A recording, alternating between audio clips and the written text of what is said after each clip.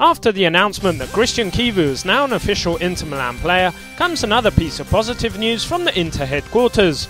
Club president Massimo Moratti and technical director Marco Branca are planning to extend Zlatan Ibrahimovic's contract. According to newspaper reports, Moratti, whose involvement in the Chivu transfer saga was fundamental in convincing the Romanian to move to Inter, would like to keep Ibrahimovic until 2012, adding another 2 years to his current contract. The fee for the extra 2 years would be similar to what Ibrahimovic currently earns. News that would clearly please all Nerazzurri fans, who consider Ibra an idol at the club. This marks somewhat of a turnaround in policy for Inter, who in the past have seen some of their best players leave, or often had to sell their most prized assets to then watch them reap rewards elsewhere. Moratti is clearly trying to build a side for the future, in keeping with Mancini's desires.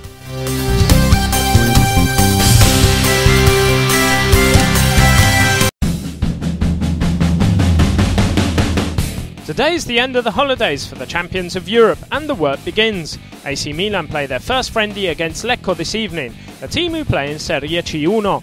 Ronaldo in particular is eager for the season to start. The 30-year-old Brazilian was bought in the January transfer window and was thus not eligible to play in the Champions League, a victory which he had to savour from the touchline.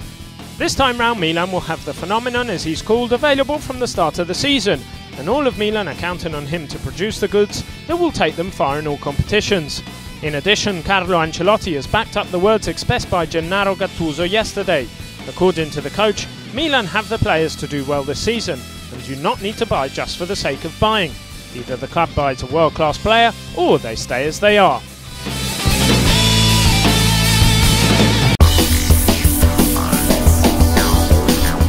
After all the training and the 2 matches against Mezzocorona and the Chinese Olympic team, now it's time for Claudio Ranieri's Juventus to get serious.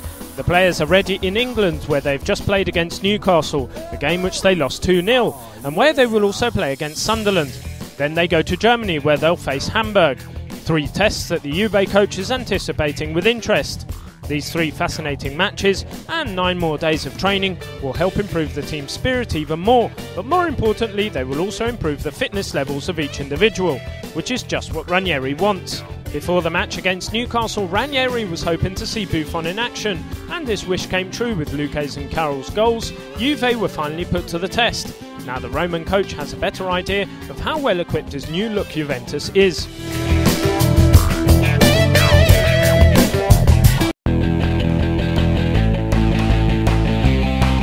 They may have just sold one of their prized assets to Scudetto rivals Inter, but life is pretty sweet at the moment for Roma. The club now have around €13 million to invest in future players, and the names on the list are plenty. Naturally, fans and players alike are expecting a lot from this up-and-coming season. After coming second behind Inter in the last campaign, all are now pointing towards the Scudetto. Certainly, with Juventus back in the top flight, this will be a tough year for all. But one man who is particularly proud of himself at the moment is Francesco Totti. The Roma captain decided that he needed to thank his teammates and the staff for making him win the Golden Boot this season, an award given to the most prolific striker in Europe, and so he presented them all with a small diamond.